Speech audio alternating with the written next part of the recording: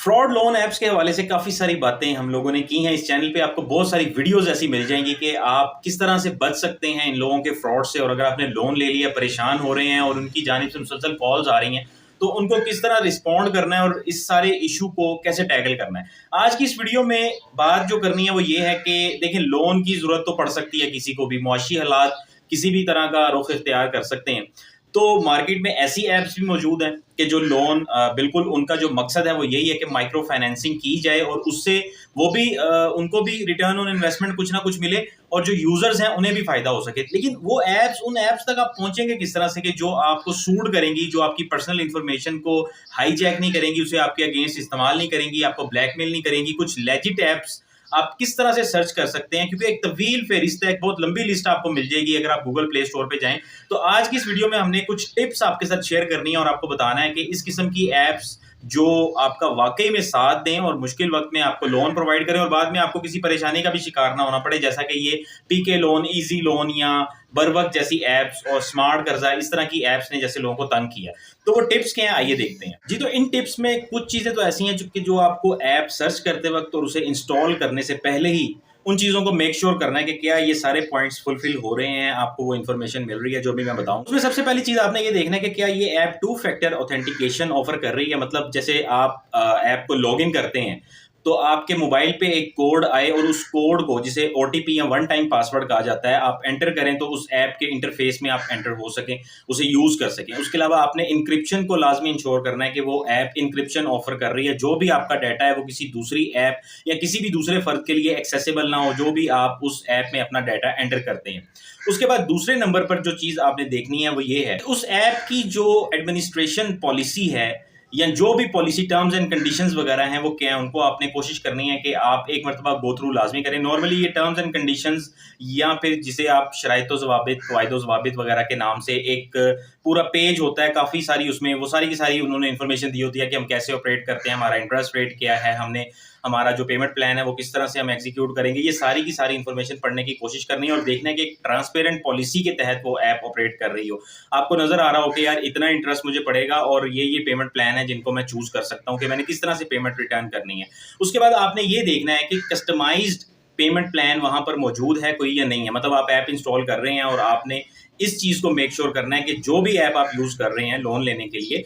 उसके कुछ customise payment plan available हैं। मिसाल के तौर पर आप अगर 10,000 रुपए लोन ले रहे हैं तो उसका 3 माह का, 6 माह का या फिर 1 महीने का पेमेंट प्लान इस तरह का हो कि आपको जो सूट करता है आप उसे चूज कर लें। ऐसा ना हो कि बस उन्होंने कोई एक ही पेमेंट प्लान बनाया हुआ है और उसी के तहत, उसी के मुताबिक आपको वो सारे पैसे रिटर्न करने हैं जो कि आप लोन की अमाउंट के तौर पर ले रहे हैं। उसके बाद चौथी मोस्ट इंपॉर्टेंट जो चीज है वो ये है कि उनकी कस्टमर सपोर्ट को आपने एक मरतबा लाजमी वेरीफाई करना है। जो भी नंबर्स उन्होंने दिए हुए हैं उस पर कॉल करनी है और देखना है कि आपको कोई रिस्पॉन्स मिलता है, वो नंबर्स पे कॉल अटेंड हो रही है या नहीं हो रही है, और कस्टमर सपोर्ट वाले आपसे किस तरह से बात कर रहे हैं, क्या वो प्रोफेशनल्स हैं, एजुकेटेड लोग हैं, या ऐसे ही बस किसी को भी उन्होंने बिठाया हुआ है, कोई फोन नंबर दे के आप बात करते हैं और आपको कोई जो इन्फॉर्मेशन चाहिए वो नहीं मिलती। तो इसका मतलब कि कोई ना कोई रोला जरूर है, कोई ना कोई ऐसी चीज है जो बाद में आपको जाके, अगर आप ऐप को यूज करते हैं तो तंग कर सकते हैं। अच्छा, अब ये जो जितनी भी माइक्रो फाइनेंसिंग ऐप्स थी ना जिन्होंने ज्यादा इशू क्रिएट किया है, उसमें सबसे बड़ा मसला ये था कि लोगों की पर्सनल इंफॉर्मेशन एक्सेस की जाती थी और बाद में जब वो लोन रिटर्न कर भी देते थे या नहीं करते थे तो फिर उनकी पर्सनल जो डाटा होता था या इन्फॉर्मेशन होती थी उसे यूज करके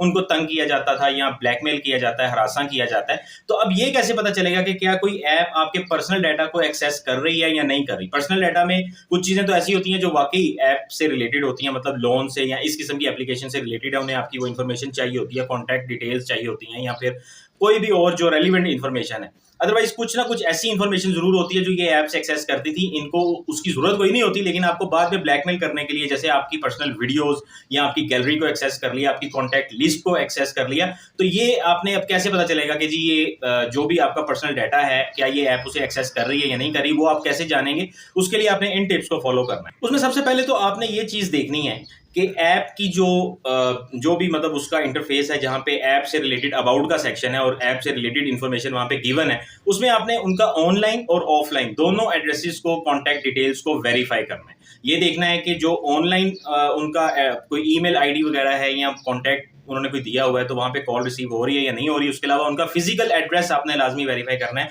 कि कोई ना कोई उनका ऑफिस है, किसी जगह पर वो बैठते हैं, और उस कोशिश कीजिएगा कि अगर आप उस ऑफिस को भी विजिट कर लें एक मरतबा तो ज्यादा अच्छे से आपको तसल्ली हो जाएगी कि ये वाकई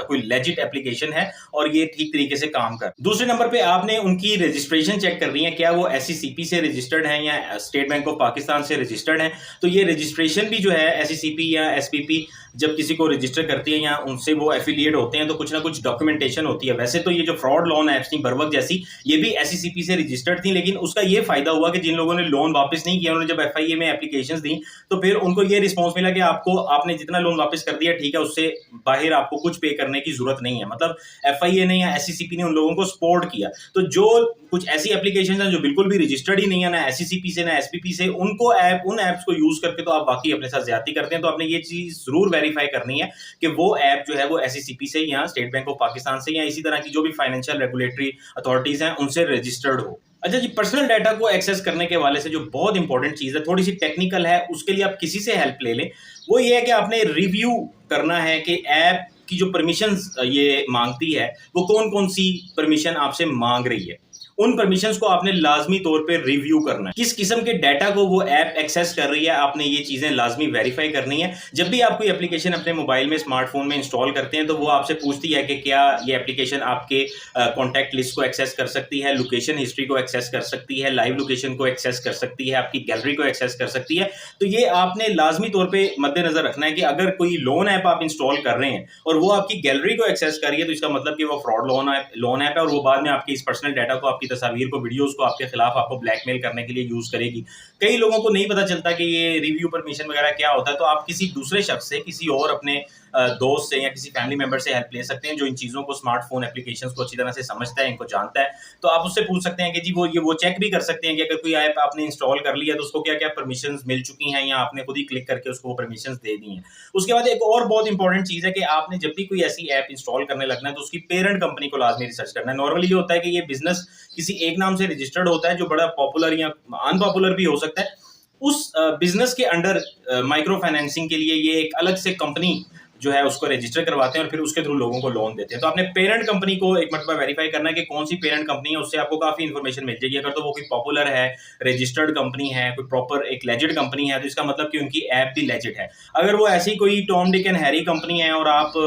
देखते हैं कि उसका कोई रिकॉर्ड मौजूद नहीं है, उसके हवाले से किसी किस्म के कोई रिव्यूज एंड रेटिंग्स मौजूद नहीं है, तो फिर इसका मतलब कि यहाँ पे ये जो ऐप आप इंस्टॉल करने जा रहे हैं ये आपके लिए कोई मसला क्रिएट कर देगी। उसके अलावा आप ऐप का जो, जब उसे गूगल प्ले स्टोर पे इंस्टॉल करने लगते हैं तो रिव्यूज और रेटिंग वाले सेक्शन में जाके उस ऐप की जो भी यूजर्स ने रेटिंग दी हुई है उनको एक मरतबा लाजमी पढ़ने की जहमत कर लें। वहां पे अगर किसी के साथ ऑलरेडी कोई स्कैम हुआ है या कोई इस तरह का हाथ हुआ है तो लोग वहां पे बताते हैं। आप देखें कि जिन लोगों ने 2 स्टार या 3 स्टार्स दिए हैं तो वो वैसे तो ये रिव्यूज फेक भी ये जो है वो बड़े आराम से बाय कर लेते हैं, लेकिन मोस्टली जब लोगों के साथ कोई हैंड होता है तो वो वहां पर जाके जरूर मेंशन करते हैं। तो आप वहां पे 2-3 स्टार या 1 स्टार रिव्यूज को पढ़ेंगे तो आपको पता लग जाएगा कि इस ऐप को यूज करने वाले यूजर्स के साथ किस किस्म की प्रॉब्लम्स का सामना उन्हें करना पड़ा है, जिससे आप ये मेक श्योर कर सकते हैं कि जो ऐप आप यूज करने वाले हैं क्या वो एक लेजिट ऐप है, ट्रस्टेड ऐप है, वो एक ऐसा प्लेटफॉर्म है कि जिससे आप लोन लेके किसी मुश्किल का शिकार नहीं होंगे। अगर वीडियो आपको पसंद आई है तो इसको शेयर जरूर कीजिएगा और चैनल को सब्सक्राइब भी लाजमी कीजिए।